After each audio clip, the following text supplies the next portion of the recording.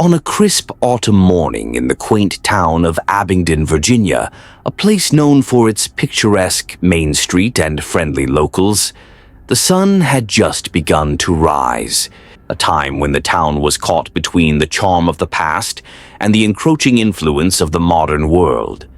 This story, however, would soon reveal that not everything in Abingdon was as idyllic as it seemed.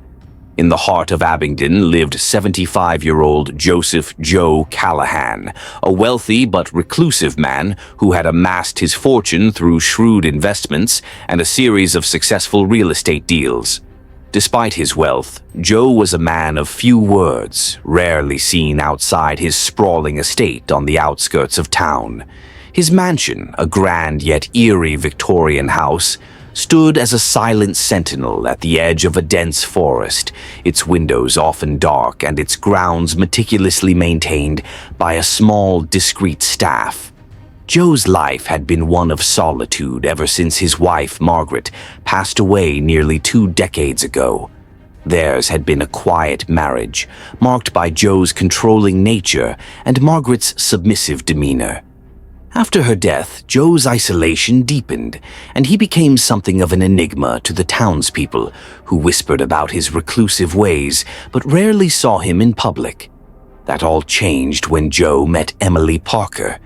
Emily was a 19-year-old waitress at a local diner, a place where the scent of frying bacon and freshly brewed coffee filled the air every morning.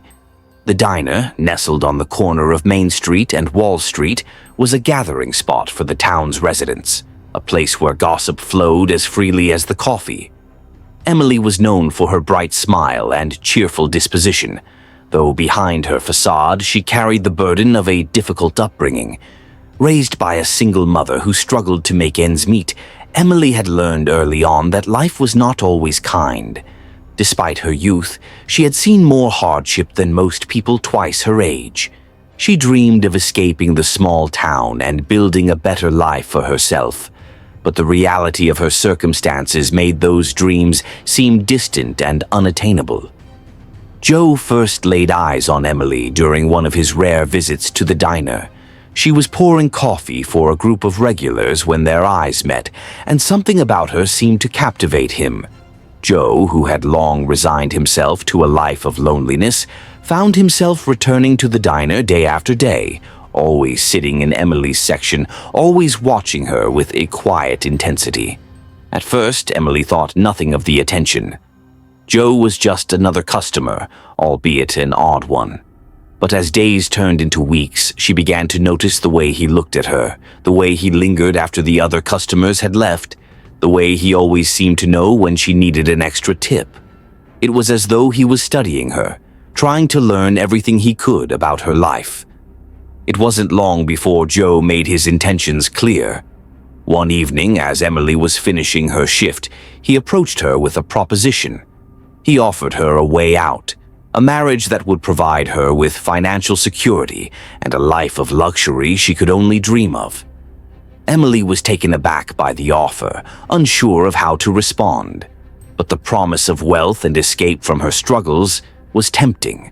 The townspeople were shocked when they learned of the engagement.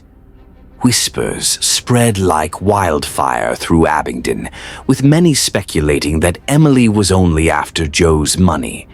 Others wondered what an elderly man like Joe could possibly want with a teenage bride. But despite the rumors and disapproval, the wedding went ahead. Emily moved into Joe's mansion, trading her small apartment for a life of luxury. But it didn't take long for her to realize that her new life was not what she had imagined. The grand house that had seemed so inviting from the outside was cold and oppressive on the inside. The rooms were filled with antiques and relics of the past, but they lacked warmth and life. The staff, though polite, were distant and seemed to watch her every move. And then there was Joe. In public, he was the perfect gentleman, always attentive and kind. But in the privacy of their home, a different side of him emerged. Joe's controlling nature, which had been so well hidden during their courtship, began to surface. He monitored Emily's every move, dictating what she could wear, who she could see, and how she should behave. The mansion, which she had hoped would be a sanctuary, began to feel more like a prison. As weeks turned into months, Emily's initial excitement and hope began to fade. The reality of her situation became clear. She was trapped in a marriage to a man she barely knew, in a house that felt more like a mausoleum than a home. The life of luxury she had been promised was a gilded cage, and the dream of escape that had once seemed so close now felt more impossible than ever. But the story doesn't end there. Just as Emily began to lose hope, a new figure entered her life. Michael Thompson, a young handyman hired to repair the aging mansion. Michael was everything Joe was not: young, carefree, and full of life. He was the spark that reignited something in Emily that had long been dormant, a sense of hope and possibility. Their interactions started innocently enough, a smile here, a brief conversation there. But it wasn't long before their connection deepened. Michael was kind to Emily, attentive in a way that Joe had never been. He listened to her, understood her frustrations, and offered her a glimpse of the life she had always wanted but never thought she could have.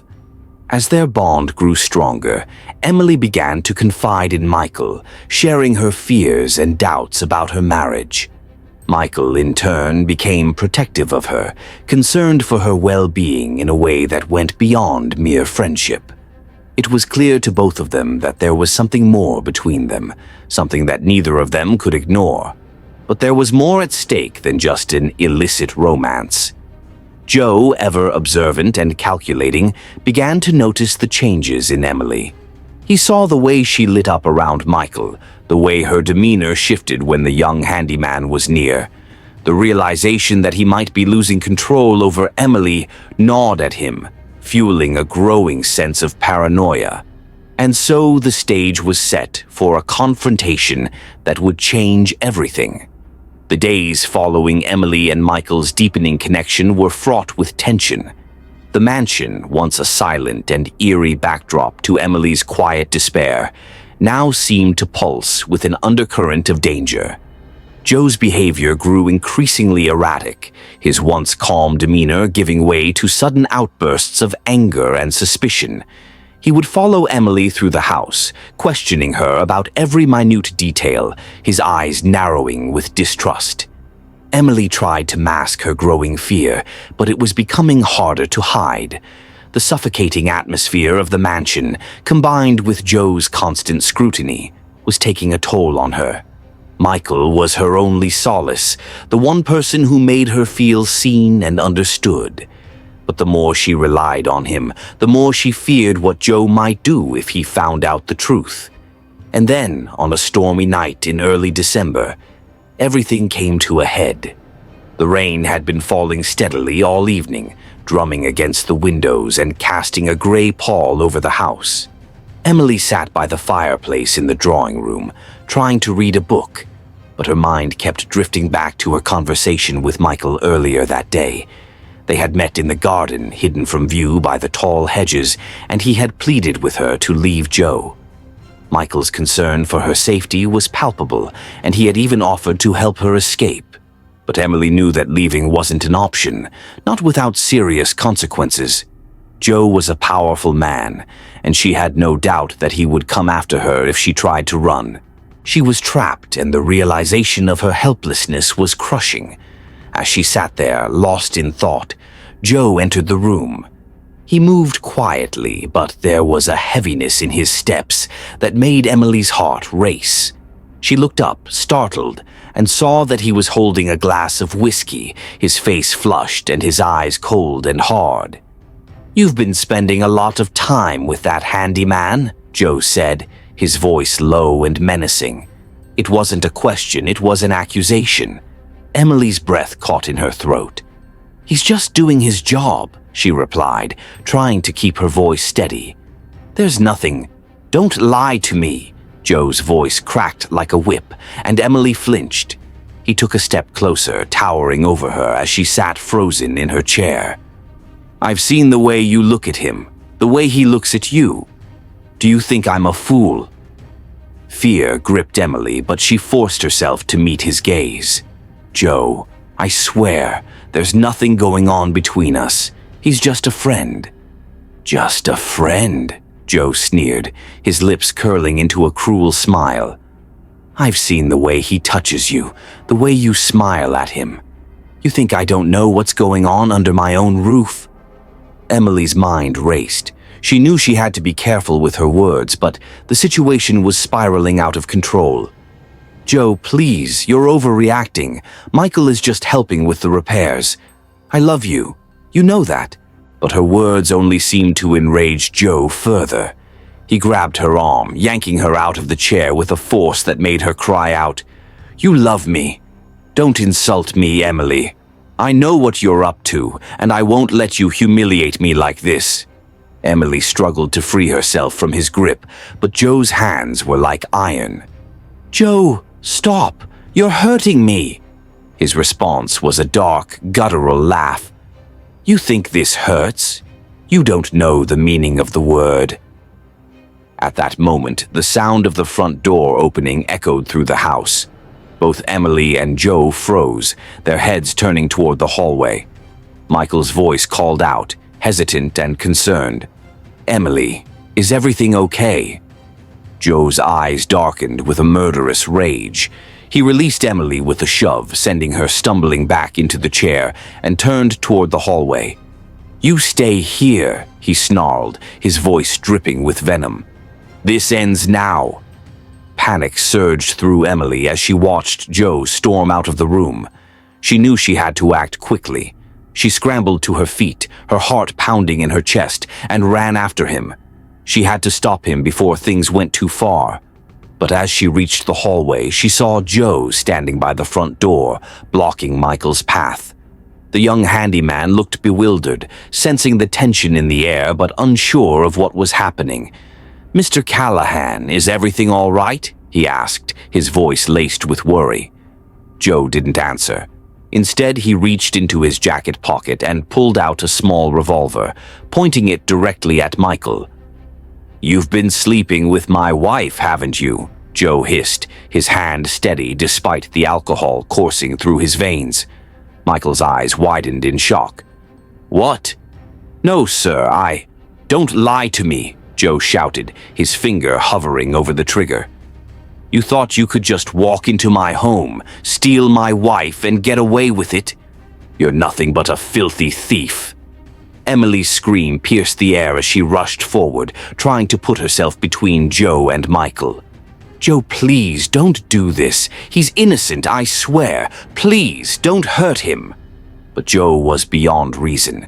His eyes were wild with fury, and in that moment he seemed more like a cornered animal than the man she had married. "Get out of the way, Emily," he roared, shoving her aside. "This is what you wanted, isn't it? You wanted to destroy me, to make me the laughingstock of this town."